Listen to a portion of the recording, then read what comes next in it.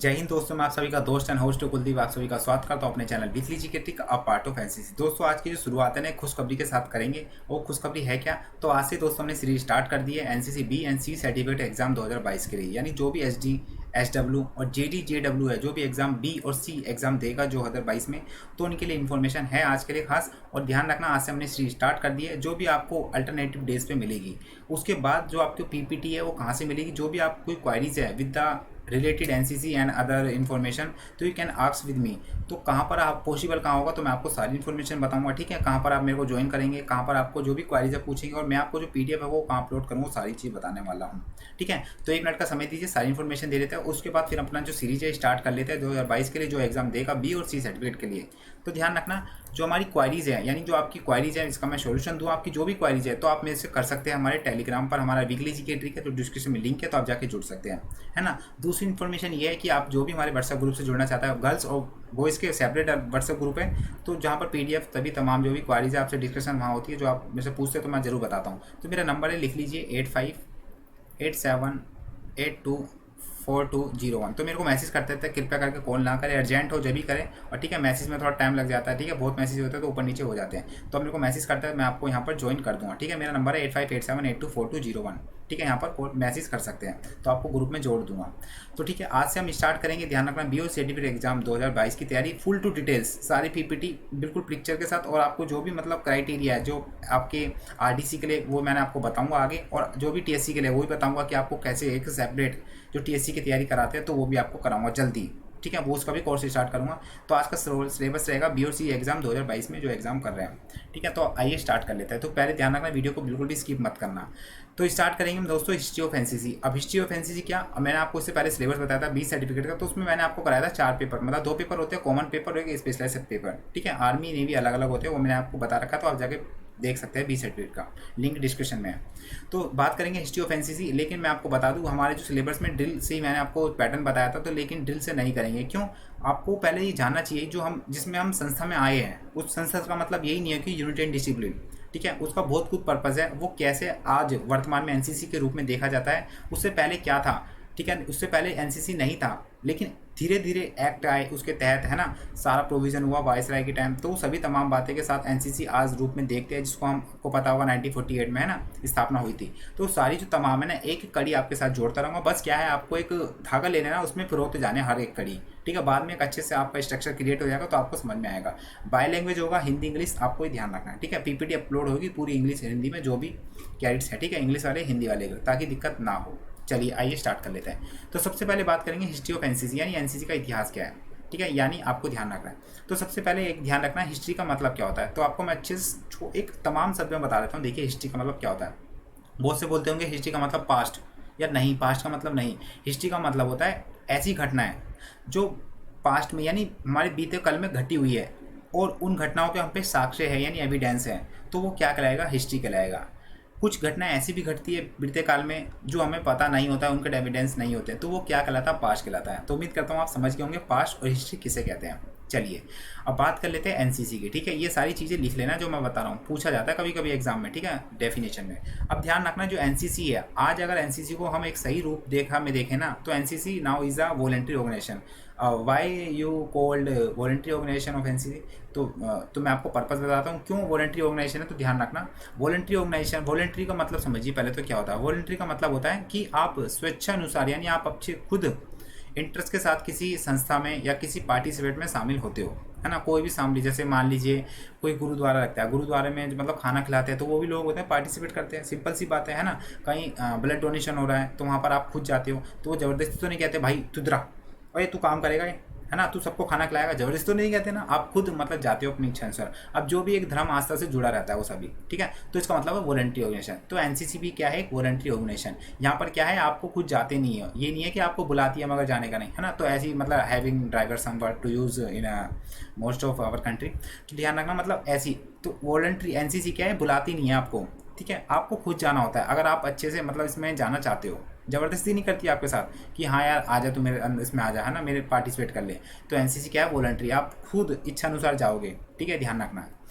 अब जो एनसीसी में यानी जो वॉलंटरी ऑर्गेनाइजेशन है, इसमें पार्टिसिपेट कौन कौन से वो करते हैं स्टूडेंट, तो ध्यान रखना स्टूडेंट या गर्ल्स, पहले तो गर्ल्स बॉयज़ ही करते थे, जब इसका मैं आपको बताऊंगा स्ट्रक्चर, ठीक है। अब वर्तमान में कौन करते हैं, गर्ल्स बॉयज़ दोनों करते हैं। तो जो कैडेट्स करते हैं यानी जो स्टूडेंट है, यानी एनसीसी में जब आते हैं ना कैडेट्स कहलाते हैं। तो जो इसमें कॉलेज के होते हैं और स्कूल्स के होते हैं और यूनिवर्सिटीज़ के होते हैं। यूनिवर्सिटी का मतलब जैसे दिल्ली यूनिवर्सिटी, BHU, चौधरी चरण सिंह, तो ऐसी तमाम जो यूनिवर्सिटी होती है उसमें पार्टिसिपेट करते हैं। क्या किस वॉलंटरी में, तो एनसीसी जो एक वॉलंटरी है। साथ ही साथ जो एनसीसी है ना एक त्रिसेवा ऑर्गेनाइजेशन है। त्रिसेवा का मतलब पहले तो ये ध्यान रख लीजिए, जो भी वर्ड है ना, चाहे हिंदी हो चाहे इंग्लिश हो, अगर आप वर्ड का मतलब समझ गए ना तो आप अच्छे से अच्छे क्वेश्चन को डील कर सकते हो अच्छे। तो ध्यान रखना किसी भी क्वेश्चन के साथ आपको उसकी हिस्टोरी, उस पर एक रिवीजन और उस पर एक डिस्कशन, ये मस्ट नेसेसरी है if you remember all the thing to long term, ठीक है, ध्यान रखना। तो त्रिसेवा का मतलब देखिए, त्रि का मतलब होता है तीन, जैसे आपने त्रिरत्न सुने होंगे ना बोध के, है ना। और साथ ही साथ है ना त्रि सेवा, सेवा का मतलब सेवा करना, और संस्था का मतलब एक संस्था में। तो यानी तीन सेवा, एक जो है मतलब सेवा है उसमें एक संस्था है, वो कौन सी, एनसीसी है। तो है क्या, जैसे आपको पता होगा वर्तमान समय में आपकी जो त्रिसेवा है एनसीसी, यानी त्रिसेवा का मतलब इसमें दोस्तों आपकी आर्मी भी है, क्या है, आर्मी विंग, जिसे हम आर्मी विंग कहते हैं। इसमें नेवी भी है, जिसे हम नेवी विंग कहते हैं ना, नेवी विंग। एक एक इन्फॉर्मेशन बताऊंगा बारीक से बारीक ताकि आपको दिक्कत ना हो बाद में। उसके बाद क्या है, ध्यान रखना, एयर विंग। तो these are the three wing include in NCC. तो वाई इज कॉल्ड त्रिसेवा ऑर्गेनाइजेशन, ठीक है, आपको ध्यान रखना। तीनों सेना है, ठीक है, मतलब आर्मी भी है, नेवी भी है, एयर भी है, अलग अलग समय पर अलग अलग जुड़ी है। पहले जो थी आर्मी थी, वो आपको जब हिस्ट्री बताऊंगा ना अभी, तो आपको बेसिक्स बता रहा हूँ पहले, उसके बाद हिस्ट्री अभी स्टार्ट करूँगा तो आपको समझ में आने लग जाएगा कौन कौन से एक्ट के तहत ये जो एनसीसी का एक आज देखने को मिलता है शब्द। अब त्रिसेवा का मतलब क्या होता है, डिसिप्लिन बनाना, यानी डिसिप्लिन बनाना, ठीक है। अब डिसिप्लिन जो इसमें पार्टिसिपेट करेंगे गर्ल्स और बॉय, वो डिसिप्लिन बनेंगे, और डिसिप्लिन बढ़ेंगे तो ऐसे में दोस्तों अपने जो भारत में एक कन्वेंशनल जो थॉट है उनको रिमूव करेंगे, ठीक है। और ऐसे पेट्रोइक जो सिटीजन है, देशभक्त जो नागरिक है, उनकी भावनाओं को भी विकसित होगा, और जो देशभक्त नागरिक है वो भी आने वाली जनरेशन को भी प्रमोट करेंगे। क्योंकि आज का जो युवा है वही तो एक भविष्य है ना कल का अपने देश का, है ना। कोई प्रधानमंत्री जैसे नरेंद्र मोदी है, वही पहले एनसीसी गाइड थे, है ना। तो अब ये पता थोड़ी था कि प्रधानमंत्री बन जाएंगे। तो कुछ भी ये जो भविष्य होता है बचपन का जो बचपन होता है, मतलब वो एक भविष्य के रूप में देखा जाता है कि वो कौन से पद पर पहुंचेगा और कैसे देश को संभाल करेगा। तो वही एक जो एनसीसी है त्रिसेवा है, यानी ये वो देशभक्ति की भावना पैदा करती है। तो उसमें लोग एक साथ काम करेंगे, कोई बिना भेदभाव के, और साथ ही साथ अपने देश को बढ़ावा करेंगे, नहीं इंटीग्रेशन की ओर आगे बढ़ाएंगे। तो ये मैंने आपको बता दिया कि एक वॉलंटरी ऑर्गेनाइजेशन है, त्रिसेवा ऑर्गेनाइजेशन है, कैसे है वो भी आपको बता दिया। अब बात कर लेते हैं कि जो एनसीसी का फॉर्मेशन कैसे हुआ। फॉर्मेशन का मतलब इसका गठन कैसे हुआ। ये ऐसे नहीं है कि एक दिन का प्रोसेस है, इसको भैया काफ़ी मतलब समय लगा है, 20-30 साल। वो आपको पता चल जाएगा कैसे कैसे, मैं आपको सारी चीज़ बताऊंगा। एक दिन का वो नहीं है कि एक दिन में एनसीसी की स्थापना होगी, नहीं, इसमें चेंजिंग भी आए और उसके नाम भी पहले चेंज हुए, ठीक है। और किन किन की भागीदारी है वो सभी तमाम बताऊंगा, ओके, ये ध्यान रखना। और कहाँ से एग्जाम पूछा है जाता है क्वेश्चन वो भी आपको बताऊंगा, तो नोट करते रहिए सारी डिटेल्स, ठीक है ना। अब देखिए क्या होता है कि एक ना यूनिवर्सिटी शब्द आता है सबसे पहले, यानी ब्रिटेन टाइम में, ठीक है। पहले तो आपको थोड़ा एक और स्टोरी बता देता हूँ, आपको थोड़ा क्रिएट कर दूँ। आपने देखा होगा सुना होगा क्या, ब्रिटेन हम पे राज किन्ने करा है, ब्रिटेन ने करा है यार, है ना। किन्ने करा है, ब्रिटेन ने करा होगा, आपको पता होगा बिल्कुल। थंबनेल में बताना, थंबनेल में वो उसमें डिस्क्रिप्शन मतलब उसमें कमेंट बॉक्स बताना हमारे पे जो राज किन्ने करा है, ब्रिटेन ने करा है। तो मैं बोलूँगा जो ब्रिटेन है ना, ब्रिटेन ने मतलब राज करा है, मैं बिल्कुल हाँ मैं एक्सेप्ट थी, हाँ जो हम पर रूल करा है किन्ने, ब्रिटेन ने करा है। तो ध्यान रखना जो ब्रिटेन है ना, इसमें ये अब अकेला एक देश नहीं है, एक ग्रुप है। कितने ग्रुप का, तो Britain are 3 group of countries. तो जो ब्रिटेन में 3 कंट्रीज आती हैं, कौन कौन सी, तो पहला ध्यान रखना एक आती है आपकी इंग्लैंड। तो ध्यान रखना हम पे ब्रिटेन ने कब्जा करा है, मैं भी पूरी सेटिस्फाई हूँ कि हाँ हम पे जो रूल करा है किन्ने करा है, ब्रिटेन में। I am too very much sure कि, है ना, ये ध्यान रखना। उसके साथ जो ब्रिटेन में 3 ग्रुप है ना, ग्रुप ऑफ ब्रिटेन मतलब ग्रुप ऑफ 3 कंट्रीज़ है। तो पहला तो इंग्लैंड, दूसरा वेल्स, अभी आपको बताऊंगा, आप तो बोलोगे हाँ यार सर आप सही कह रहे हो, ठीक है। तीसरा क्या होगा, तीसरा कौन सा था हमारा, क्या, स्कॉटलैंड। अब स्कॉटलैंड, ठीक है। अब इंग्लैंड कैसे आपने सुना होगा, इंग्लैंड, और ध्यान रखना ये जो इंग्लैंड है, ब्रिटेन में जो 3 देश है, इंग्लैंड, वेल्स, स्कॉटलैंड, सबसे जो डेवलप है इंग्लैंड है। दूसरा वेल्स, आपने सुना होगा कि जो गेट ऑफ इंडिया जो किसके उपलक्ष्य में बनाया गया था, प्रिंस ऑफ वेल्स में बनाया गया था ना। यानी जो वेल्स मतलब उस समय राजा ही महाराजा होते हैं और आज भी, तो वेल्स में जो राजा था प्रिंस ऑफ वेल्स, तो भारत जब आया था तो उसकी उपलक्ष्य में जब भारत आया था दर्शन करने, भारत दर्शन, तो उसमें जो मुंबई में गेट ऑफ इंडिया की स्थापना करी गई थी। तो ठीक है ये। और स्कॉटलैंड का मतलब, स्कॉटलैंड में एक बंदा फेमस है, एओ हुम। एओ हुम मतलब जो अपने INC यानी इंडियन नेशनल कांग्रेस की स्थापना करी थी 1885 में। तो ये आगे क्वेश्चन आएगा, सारी चीज़ आपको यहाँ से इसलिए लिंक करके बता रहा हूँ, ठीक है। तो ब्रिटेन ध्यान रखना एक देश नहीं है, 3 ग्रुप ऑफ 3 कंट्रीज, ठीक है। ब्रिटेन है, इंग्लैंड, वेल्स और स्कॉटलैंड। तो वाई इज कॉल्ड ब्रिटेन, ये आपको ध्यान रखना है, ओके। उसके बाद आप बोलते होंगे यूके यानी यूनाइटेड किंगडम यानी ग्रेट ब्रिटेन। ग्रेट ब्रिटेन कब कहते हैं, जब ये तीनों देश शामिल हो जाते हैं और साथ ही साथ एक चौथा देश और शामिल हो जाता है। कौन सा? तो आपने आयरलैंड सुना होगा बगल में, अगर आपके माइंड में वर्ल्ड का मैप है तो बगल में एक आइलैंड है हमारा, है ना। हमारा कौन सा आइलैंड? आइलैंड ही नाम है उसका, ठीक है। तो उसमें एक ऊपर एक वर्ड है, उसमें पार्ट है हल्का सा, उसमें कहते हैं नॉर्थ आइलैंड, नॉर्थ आइलैंड। तो जब तीनों चारों मिल जाते हैं तो उसे हम कहते हैं ग्रेट ब्रिटेन। तो आपको समझ में आ गया होगा, ठीक है। तो उम्मीद करता हूँ। चलिए अब मैं बात कर रहा हूँ, ठीक है। हमें पता था किस पे राज चल रहा था 1947 से पहले, ब्रिटेन का, ठीक है। आपको अब स्टोरी समझ में आने लग जाएगी सारी चीज़ जो मैं आपको बताऊंगा, ठीक है, क्योंकि एक स्टोरी समझ में आनी चाहिए यार किसी भी चीज़ को समझने के लिए। अब देखिए बात करते हैं फॉर्मेशन का। तो जो एक शब्द में जोड़ा गया एनसीसी को सबसे पहले, वो है कौन सा? यूनिवर्सिटी कोर, है ना। तो जो हमारा एनसीसी है उसको हम क्या यूनिवर्सिटी शब्द से जोड़ते हैं। क्यों जोड़ते हैं मैं आपको बताऊंगा, ठीक है। यूनिवर्सिटी का मतलब होता है इसमें जो भी मतलब स्टूडेंट आते हैं, और कोर का मतलब होता है एक समरूप, मतलब उसमें जो सभी लोग आ जाते हैं, है ना। तो वही एक होता है यूनिवर्सिटी कोर, ठीक है, ध्यान रखना। तो यूनिवर्सिटी कोर से जोड़ देते हैं। तो उस समय भारत में एक एक्ट आता है, जब मतलब ब्रिटेन के कब्जे में था भारत, तो उस समय एक एक्ट आता है, कौन सा? इंडियन डिफेंस एक्ट 1917 यानी भारतीय सुरक्षा अधिनियम 1917 में। अब जो ये एक्ट आया तो इस एक्ट में हमने क्या दोस्तों ध्यान रखना, यूनिवर्सिटी कोर की स्थापना करी थी, है ना। यानी इस एक्ट के तहत से ये कौन यूनिवर्सिटी कोर की स्थापना करी थी, तो ध्यान रखना क्यों करी थी मैं आपको बताऊंगा, ठीक है। तो यूनिवर्सिटी कोर की स्थापना करी थी इंडियन डिफेंस एक्ट 1917 में। अब इसका पर्पस क्या था, इसका रीज़न क्या था उस समय के लिए? क्या ब्रिटेन में लोग कम पड़ गए थे क्या, है ना। क्या मतलब भारत को कुछ ऐसा भारत में दिख गया था कि मतलब एक लोगों को जोड़ो इसमें, तो सारा एक लाभ के लिए है, ठीक है। वो आपको चीज़ें बताऊंगा क्यों। अब इसने इंडियन डिफेंस एक्ट आया था 1917। अब ध्यान रखना बात चल रही है 1917, कब बात चल रही है? 1917। अब 1917 आपको एक सबसे पूछूं कि कौन सी घटना है विश्व में सबसे परिचित इस समय, तो आप बता दोगे क्या? First world war sir. First world war कब से कब चला था? 1914 से और 1918 के बीच में। यानी कब आया था एक्ट? 1917। यानी अब पता चल गया ना क्यों चल रहा था। तो इसलिए ऑर्गेनाइजेशन की स्थापना करी थी। आपको पता होगा कि जो फर्स्ट वर्ल्ड वार है उसमें 2 देश थे, मतलब 2 एक ग्रुप थे। कौन कौन से? एक तो ध्रुवीय राष्ट्र और एक मित्र राष्ट्र। मित्र राष्ट्र में से आपको पता होगा मतलब मित्र राष्ट्र में ब्रिटेन, फ्रांस और रशिया और आपका अमेरिका, और जो ध्रुवीय राष्ट्र था यानी कि अपोजिट में इटली, जापान, जर्मनी, जापान। तो ये 3-3 देश मतलब ग्रुप थे, दोनों आपस में लड़े थे। तो ऐसे में भैया जब लड़ रहे तो जाहिर सी बात है कि सेना भी मतलब उसमें डेथ होगी, उनकी मृत्यु होगी। तो ऐसे में ब्रिटेन है ना, उसकी सेना में मतलब काफ़ी नंबर टू डाई मर रहे थे। तो ऐसे में उनको जरूरत थी मतलब लोगों की, ताकि जो आपकी उसकी आर्मी है उसको फुलफिल कर सके। तो ऐसे में क्या वो भारत पर कंट्रोल कर रहे थे, वो भारत की युवा पीढ़ी थी तो ये है ना, पढ़ी लिखी थी। तो उन्होंने क्या करा, भारत में ना यूनिवर्सिटी कोर की स्थापना करी कि हाँ इस एक्ट के तहत, इंडियन डिफेंस एक्ट के तहत, कि हम ना अभी उसमें लोगों को जोड़ देंगे। अब क्यों जोड़ देंगे उसका रीज़न ये है, to meet the shortage of soldier in army, यानी थल सेना में सैनिकों की कमी पूरा करने के लिए। जैसे मैंने आपको बताया क्या युद्ध था, फर्स्ट वार था, उसमें कमी हो गई थी। तो ऐसे में उन्हें बंदे चाहिए थे। तो भारत से उन्होंने क्या यूनिवर्सिटी कोर की यानी ग्रुप की स्थापना करी, उसमें जोड़ा कि आप आओ और आप देशभक्ति की भावना आपको जागृत कराई इसमें, है ना, लोगों को, है ना, ये ध्यान रखना। तो ऐसे में जब लोग जुड़े थे इसमें, तो फर्स्ट ग्रुप से जुड़ा था। ट्रुप का मतलब होता है जो सैनिकों को ट्रुप कहते हैं, ग्रुप ऑफ सम सोल्जर्स, ठीक है ना। तो डेट इज कॉल्ड ट्रुप्स उस कहते हैं। तो जो ट्रुप्स जोड़ा था, ध्यान रखना, कोलकाता यूनिवर्सिटी से जोड़ा था। कोलकाता यूनिवर्सिटी। अब उस समय भैया हाँ आपको पता होगा मगध में एक वो भी थी, नालंदा यूनिवर्सिटी, है ना, वर्ल्ड की फर्स्ट, ठीक है। तो कलकत्ता यूनिवर्सिटी में जो लोग हैं मतलब जो पीपल, अब इसमें जो पीपल थे मतलब मेल को ही यहाँ पर पार्टिसिपेट करवाया था यूनिवर्सिटी कोर में, है ना, ये ध्यान रखना। उस समय फीमेल नहीं, लेकिन आज फीमेल है। तो मैं कैसा जो सारी बताऊंगा कि कब मेल आई, मतलब मेल की फीमेल की एनसीसी आई। तो कलकत्ता आपकी जो यूनिवर्सिटी है उसमें लोगों का पार्टिसिपेट, यानी जो जनरेशन थी, यंग जनरेशन, उनको पार्टिसिपेट करने लग गए, ठीक है, यहाँ ध्यान रखना। तो यहाँ पे अपनी मर्जी से गए थे, कुछ ऐसे नहीं है सारे नहीं गए थे लेकिन गए थे, है ना, ये आपको ध्यान रखना है। तो कोलकाता यूनिवर्सिटी। अब बोलोगे सर कोलकाता यूनिवर्सिटी से क्यों, तो ध्यान रखना जब भारत में कब्जा करा था ना, तो आपको पागल शासक आपको पता होगा फखरुशियार, तो उसने गोल्डन फरमान दे दिया था। तो ऐसे व्यापार करने लगे थे। तो अधिक से जो साम्राज्य मतलब ब्रिटेन का कंट्रोल था कोलकाता यूनिवर्सिटी पे था। आपने ब्लैक होल ट्रेजरी सुना होगा, इसमें 146 लोगों को मतलब उसमें बंद कर दिया जाता था, है ना, उसने करा था आपका सुझाव दौला ने, ठीक है। आपको ये ध्यान रखना, तो मैं आपको बताऊंगा जब हमारा यूथ पढ़ेंगे ना। तो कोलकाता यूनिवर्सिटी को इसलिए जोड़ा था क्योंकि वहीं पर उसकी डेवलप थी सारी चीज़, स्कूल वस्कूल सब, ठीक है, ये आपको समझ में आना चाहिए। तो पहला एक्ट कौन सा आया, Indian defence act 1917 university core के साथ जोड़ा गया। अब बाद में जो है ना यूनिवर्सिटी कोर, यूसी से नाम याद रखिए, इसे बाद में चेंज करा गया था, आपको आगे ध्यान रखना है, ठीक है। चलिए आगे बात कर लेते हैं।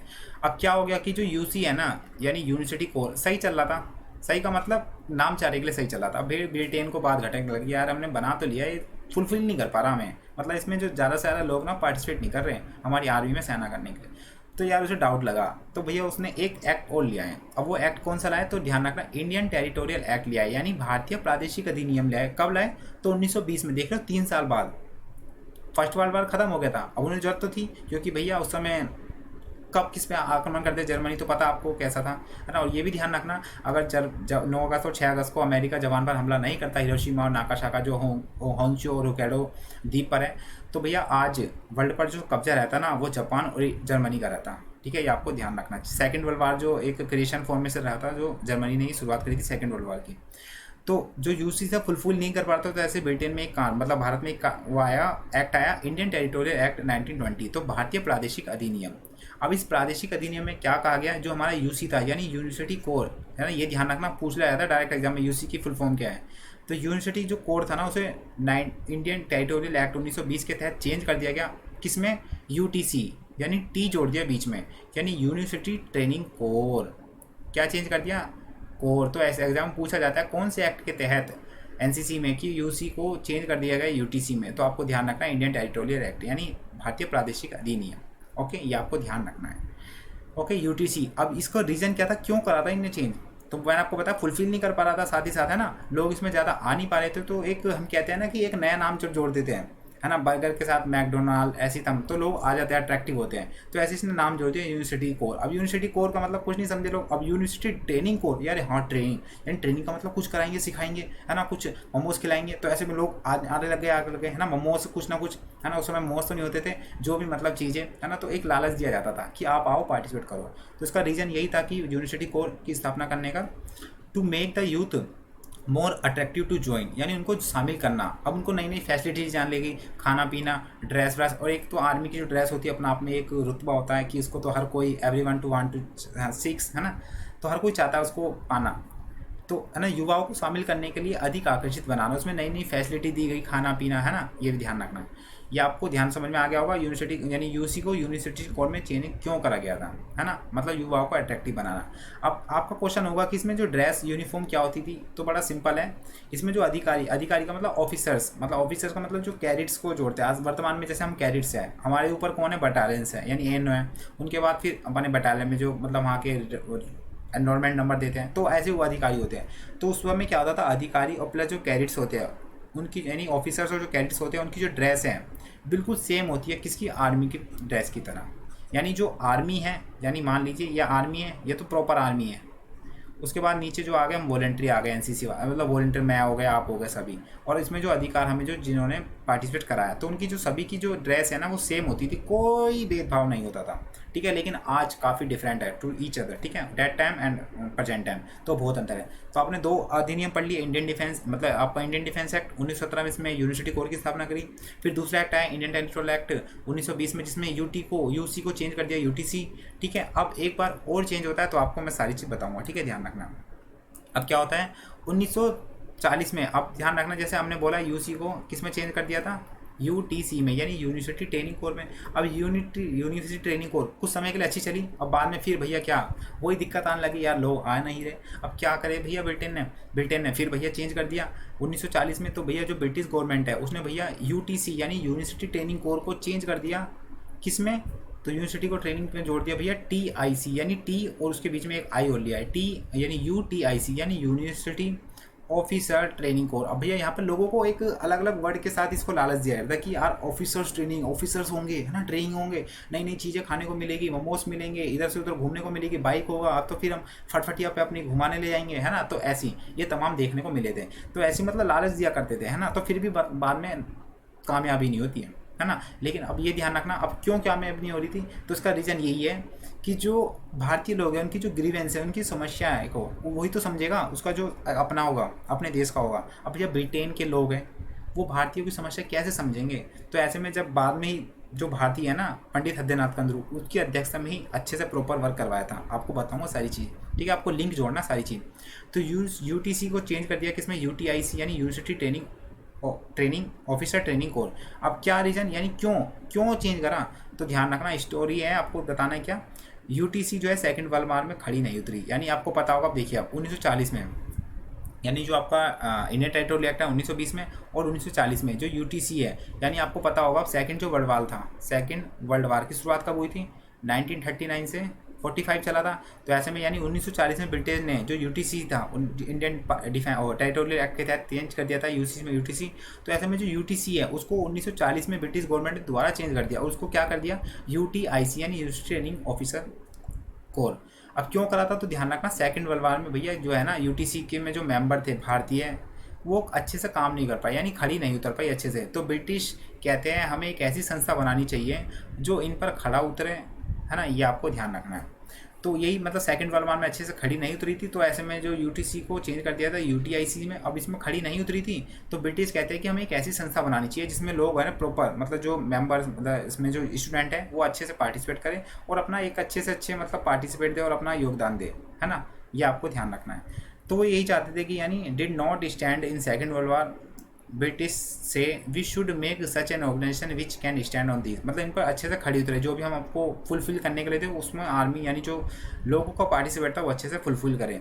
तो ऐसे में क्या होता है कि इंडिया में उस समय क्या था, इंडिया में कर रहे थे सारी बातचीत, तो इंडिया में एक वो कह रहे थे कि हमें एक समिति की स्थापना चाहिए जिसमें अच्छे से फुलफिल कर सके। तो ऐसे में एक आगे व्यक्ति आते हैं कौन, पंडित हृदयनाथ कंजरू। तो इनका बहुत अच्छा रोल है, ध्यान रखना। तो अभी आपको क्वेश्चन बताऊंगा कैसे पूछा था। तो इनका सबसे ज़्यादा रोल है क्या, जब बोलते हैं कि ब्रिटेन यार हम पे ना हो पाएगा, ब्रिटेन वाले कह रहे थे कि यार हम पे ना हो पाएगा, यार तुम ही करो कुछ। तो भैया कहते हैं हम है ना, हम भारतीयों को कभी चैलेंज मत करो भैया। जब भी चैलेंज दिया, जब भी उन्होंने अच्छा कमाल करा है। अब चाहिए क्या होता है कि उस समय कौन थे, पंडित हृदयनाथ कंजरू की भूमिका आती है। तो पंडित हृदयनाथ कंजरू क्या था, इनकी समिति का मतलब ग्रुप ऑफ सम पीपल। तो समिति का वजह सहकारी समिति, सहकारी का मतलब एक होता है गवर्नमेंट, है ना, उसमें गवर्नमेंट में उस समिति का मतलब होता है उसमें एक आपस में सलाह परामर्श करने के लिए किसी चीज़ को हम एक डिस्ट्रॉय करेंगे। जैसे मान लीजिए कूड़ा करकट है, उसको हम सड़क पे नहीं फैलाने देंगे, तो ऐसे में अकेला तो बंदा नहीं कर पाएगा, तो आपस में कुछ लोग होंगे, तो उसे कहते हैं समिति, है ना। तो इनकी समिति यानी पंडित हृदयनाथ की जो समिति थी, इनके जो 7 मेंबर थे, है ना, इस समिति ने स्कूल कॉलेज में नेशनल लेवल पर एक कैडेट संगठन की सिफारिश की, है ना, नेशनल लेवल पे क्या कैडेट संगठन की सिफारिश की। अब किससे सिफारिश की, तो वायसराय उस समय था, अब ब्रिटेन कॉलोनियल में थे उस समय, ठीक है, राज चल रहा था, आपको ध्यान रखना है ना। तो उस समय क्या इन समिति ने स्कूल कॉलेज और नेशनल लेवल पर एक संगठन की स्थापना करी, क्या कि आप जो संगठन उसमें स्कूल वाले भी आए, कॉलेज वाले भी आए, और नेशनल लेवल पर इसको अच्छे से फैला दिया, सिफारिश की, यानी their committed recommendation a cadet organization at the national level in school and college, मतलब सिफारिश करती कि आप इस पार्टिसिपेट में आओ।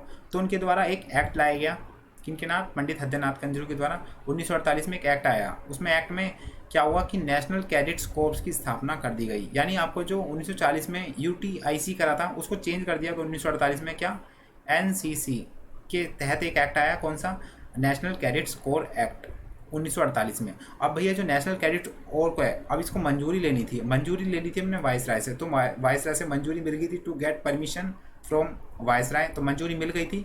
अब ये जो एनसीसी है भैया काफ़ी अच्छा परफॉर्म कर रही, अब इसको यहीं रहने दिया, मतलब इसका नाम यहीं रहने दिया, इसको यहीं से रहने दिया, खाना पीना वैसा सब हो गई, मोमोज चाउमीन बर्गर सब वेस्ट, सिंगापुर चाउमीन सब ना, थाईलैंड चाउमीन, म्यांमार चाउमीन, सारी चाउमीन मिल रही थी यहाँ पर, अच्छे से लोग पार्टिसिपेट कर रहे थे। तो इसको चेंज नहीं करा, बाद में अच्छा से एक अपना परफॉर्म देती है और बेटर चांस देती है, ठीक है। तो ऐसे में क्या होता है, इसको एक्ट आया और ये एक्ट बन के रह गया, और जिसको आज हम एनसीसी के रूप में देखते हैं। तो आपसे यही पूछा जाता है एनसीसी में कि एनसीसी जो है कौन से एक्ट के तहत स्थापना की, है ना। तो which act to form NCC, तो आपको ध्यान रखना है नेशनल कैडेट कोर एक्ट 1948, और ध्यान रखना 15 जुलाई 1948 को एनसीसी की शुरुआत हो गई, ठीक है। तो ये मैंने आपको सारी स्टोरी बता दी, कैसे हमारा जो एनसीसी है यूनिवर्सिटी कोर्स है उसको फिर यूटीसी करा, फिर यूटीसी से हमने यूटीआईसी करा, फिर उसके बाद पंडित हृदयनाथ कंजरू की अध्यक्षता में आई, उसमें उन्होंने नेशनल और लेवल पर मतलब इसको प्रचार करा, है ना, ताकि लोग पार्टिसिपेट करें। तो भैया ब्रिटेन खुश थे, तो भैया क्योंकि इनकी जो समिति अच्छा काम कर रही थी, लोग पार्टिसिपेट कर रहे थे। मैंने वही बोला है ना कि एक भारतीय को भारतीय तो समझ सकता है अच्छा, यानी एक अपने बेटे को मम्मी समझ सकती है अच्छा, यानी परिवार को परिवार समझ सकता है। तो वही बात यहाँ पर देखने को हमें मिलती है। तो आपको एक व्यू क्रिएट करना पड़ेगा, क्यों ऐसा रीज़न है, तो यही रीज़न है मेरी वजह से, तो ठीक है, मेरे मतलब मैं यही ठोकता हूँ, पर्सनली थॉट अबाउट इट। ठीक है, तो वायसराय को मंजूरी मिली और 15 जुलाई 1948 को क्या एनसीसी की शुरुआत हो गई। तो आज के जो सेशन में दोस्तों हमने बात कर ली एनसीसी के बारे में, पूरी डिटेल्स बात कर ली। अब ठीक है, नेक्स्ट सेशन में अल्टरनेटिव डेज पे क्लास रहेगी। ठीक है, अब हमने एनसीसी की बात कर ली। अब इसके बाद एनसीसी का जो फ्लैग है वो हम दोस्तों सेपरेट वीडियो में बनाएंगे, तो आपको पूरी डिटेल्स बताएंगे सारी A to Z। तो मेरा यही आपका पर्पज़ है बताने का, चीज़ें समझाना, रटाना नहीं। मैं शुरू से आपका पहली सीरीज़ है ना, और लास्ट तक यही बोलता रहूँगा, चीज़ें समझाऊंगा, रटाऊंगा नहीं। ठीक है, जो भी इंपॉर्टेंट है मैं आपको विद द ट्रिक आपको बताऊंगा। ठीक है, सारी स्टार्ट होगी। तो आज से हमने हिस्ट्री ऑफ एनसीसी पूरा डिटेल्स में बता दिया, इससे क्वेश्चन एक भी बाहर नहीं आएगा आपको। ठीक है, अच्छे से पढ़ना होगा, ये ध्यान रखना। अभी हमारे कैंप भी चल रहा था, आपको इन्फॉर्मेशन दे दूँ। RDC 2022 में सिलेक्शन प्रोसेस आ गया है। उसमें क्या सिलेक्शन प्रोसेस है ना, RDC में इवेंट क्या होता है कि what is the different RDC events and PM rail events, है ना। तो you have too much such understand of this camp RDC and PM rally, तो you can watch our video description और link will be provided in the description, you can check it। ठीक है, तो ICC camp क्या होता है, Rajpath selection क्या होता है, आर्मी विंग विंग के मतलब कितने पार्टिसिपेट करते हैं और सब कुछ जान लो भी एक ही वीडियो में। तो आप डिस्क्रिप्शन में देख सकते हैं लिंक। साथ ही साथ हमने अभी B सर्टिफिकेट का सिलेबस बताया 2022 के लिए। C का भी आने वाला है जल्दी, तो आप B का देख लीजिए कितने मार्क्स का होता है ना, आर्मी नेवी का कितना होता है, वो सभी चीज़ बताइए, पेपर की लैंग्वेज क्या होती है वो सभी। तो बस इस वीडियो में इतना, उम्मीद करता हूँ सेशन अच्छा लगा होता। प्लीज़ एक बार दिल से वीडियो को लाइक जरूर करना और कमेंट में जरूर बताना कि आपको सेशन कैसा लगा। पहली बार जो हमारे चैनल को देख रहा है, जिन चैनल को सब्सक्राइब नहीं करा है तो चैनल को सब्सक्राइब भी कर लीजिए ना, और बगल में जो बेल आइकन है उसको दबाना ना भूलें, ताकि जो भी हमारी अल्टर डेट पर वीडियो आए अब तक तुरंत नोटिफिकेशन मिल जाए। ये मुझे फॉलो कर लीजिए, कुलदीप इंडिया हमारा टेलीग्राम है, सॉरी इंस्टाग्राम है, इसको फॉलो कर लीजिए। जो भी आपकी क्वारीज है पूछ सकते हैं। साथ ही साथ हमारा जो टेलीग्राम है वीकली जी की ट्रिक है ना, नीचे डिस्क्रिप्शन में लिंक है, तो आप जाके जुड़ सकते हैं। मैंने आपको नंबर बता दिया है हमारा, मैं एक बार फिर लिख देता हूँ 8587824201। जो भी आपकी क्वारीज है पूछ सकते हैं। जो भी ग्रुप से जुड़ना चाहता है यहाँ पर मेरे को लिंक मैसेज कर सकता है, मैं आपको लिंक शेयर कर दूँगा। तो बस this video is enough for today. तो we will be next class start alternative days. तो उम्मीद करता हूँ अच्छा से लोग, तो प्लीज़ दिल से वीडियो को लाइक जरूर करना और कमेंट में जरूर बताना कि आपको सेशन कैसा लगा। तो दोस्तों मिलते हैं आपके साथ नेक्स्ट वीडियो में, जब तक के लिए बाय बाय, टेक केयर, जय हिंद, जय भारत।